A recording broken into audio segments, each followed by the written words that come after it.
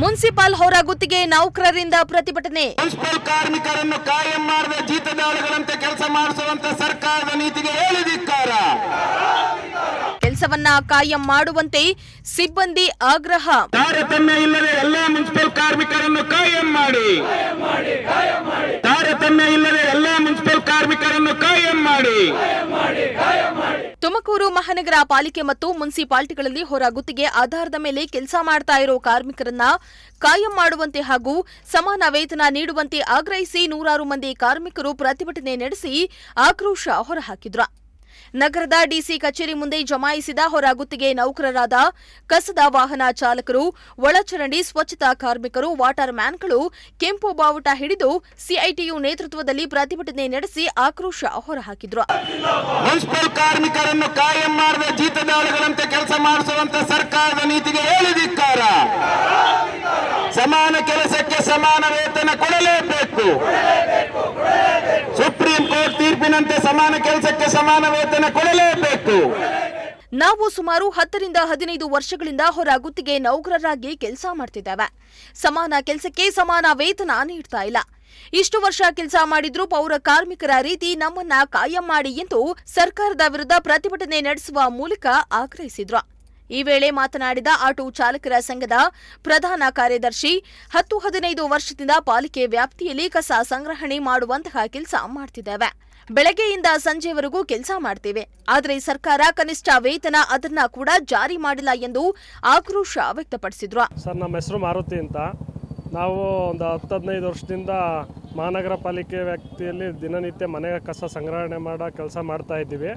ಬೆಳಗ್ಗೆ 5:15 ಬಂದರೆ ಮಧ್ಯಾಹ್ನ 2:30-3 ಗಂಟೆ ತನಕ ಕೆಲಸ ಮಾಡಿಕೊಂಡು ನಾವು ಸೆಗ್ರಿಗೇಟ್ ಥರ ಮಾಡಿ ಎಲ್ಲ ಪೌರ ಕಾರ್ಮಿಕರು ಥರನೇ ಕೆಲಸ ಮಾಡ್ಕೊಂಡು ಹೋಗ್ತಾ ಇದ್ದೀವಿ.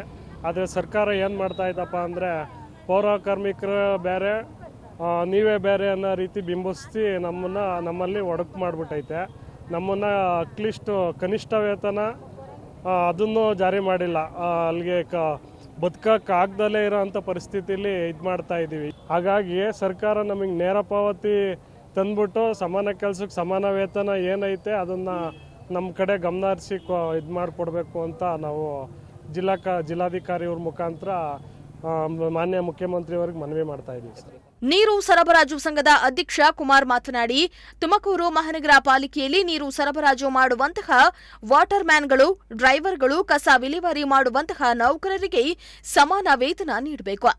ಇದೇ ಮುಂಬರುವ ಬಜೆಟ್ನಲ್ಲಿ ನಮ್ಮ ಎಲ್ಲ ಸಮಸ್ಯೆ ಬಗೆಹರಿಸಿ ಖಾಲಿ ಇರುವ ಹುದ್ದೆಗಳನ್ನು ತುಂಬುವಂತಹ ಕೆಲಸ ಮಾಡಬೇಕು. ಮುಂಬರುವ ಬಜೆಟ್ನಲ್ಲಿ ನಮ್ಮ ಸಮಸ್ಯೆಯನ್ನ ಆಲಿಸದಿದ್ದರೆ ನಮ್ಮೆಲ್ಲ ಕೆಲಸವನ್ನ ಸ್ಥಗಿತ ಮಾಡಿ ಉಗ್ರವಾದ ಹೋರಾಟ ಮಾಡ್ತೀವೆಂದು ಎಚ್ಚರಿಕೆಯನ್ನ ನೀಡಿದ್ದಾರೆ. ಪೌರ ಕಾರ್ಮಿಕರ ಮಾದರಿಯಲ್ಲೇ ಇತರೆ ಏನು ನಾವು ಮಹಾನಗರ ಪಾಲಿಕೆಯಲ್ಲಿ, ತುಮಕೂರು ಮಹಾನಗರ ಪಾಲಿಕೆಯಲ್ಲಿ ನೀರು ಸರಬರಾಜು ಮಾಡುವಂಥ ವಾಟರ್ ಮ್ಯಾನ್ಗಳು, ಡ್ರೈವರ್ಸು, ಮನೆ ಕಸ ವಿಲೇವಾರಿ ಮಾಡುವಂಥ ನೌಕರುಗಳು ಮತ್ತು ಬಾತ್ರೂಮ್ನಲ್ಲಿ ಕೆಲಸ ಮಾಡುವಂಥ ಸ್ವಚ್ಛತೆ ಮಾಡುವಂಥ ಕಾರ್ಮಿಕರು ಎಲ್ಲರೂ ಸೇರಿಬಿಟ್ಟು ಇವತ್ತು ನಾವು ನೇರ ಪಾವತಿ ಅಥವಾ ನೇರ ನೇಮಕಾತಿ ಅಥವಾ ಸಮಾನ ಕೆಲಸ ಸಮಾನ ವೇತನ ನೀಡಬೇಕು ಅಂತ ಹೇಳಿಬಿಟ್ಟು ನಾವು ಇಡೀ ತುಮಕೂರು ಜಿಲ್ಲಾದ್ಯಂತ ಏನು ನಾವು ನೌಕರುಗಳಿದ್ದೀವಿ ಎಲ್ಲರೂ ಸೇರಿಬಿಟ್ಟು ಇವತ್ತು ಜಿಲ್ಲಾಧಿಕಾರಿಗಳ ಮುಖಾಂತರ ನಾವು ಈ ಬಜೆಟ್ 25-26ನೇ ಸಾಲಿನಲ್ಲಿ ನಮಗೆ ನೇರ ಪಾವತಿ ಮಾಡಬೇಕು ಮತ್ತು ಖಾಲಿ ಇರೋ ಹುದ್ದೆಗಳನ್ನು ನೇರ ನೇಮಕಾತಿ ಮಾಡ್ಕೊಬೇಕು ಅಂತ ಹೇಳಿಬಿಟ್ಟು ನಾವೆಲ್ಲರೂ ಇವತ್ತು ಈ ಒಂದು ಹೋರಾಟವನ್ನು ಮಾಡ್ತಾ ಇದ್ದೀವಿ. ಮುಂದಿನ ದಿನಗಳಲ್ಲಿ ಈ ಬಜೆಟ್ನಲ್ಲಿ ಏನಾದರೂ ನಮಗೆ ನೇರ ಪಾವತಿ ಮಾಡಲಿಲ್ಲ ಅಂದ ಪಕ್ಷದಲ್ಲಿ ನಾವು ಮತ್ತೆ ಎಲ್ಲರೂ ಸಭೆ ಮಾಡಿ ಎಲ್ಲ ಕೆಲಸ ಕಾರ್ಯಗಳನ್ನು ಸ್ಥಗಿತ ಮಾಡಿ ಉಗ್ರ ಹೋರಾಟ ಮಾಡಲಿಕ್ಕೆ ನಾವು ಈ ಮೂಲಕ ನಾವು ತಿಳಿಸ್ತಾ ಇದ್ದೀವಿ.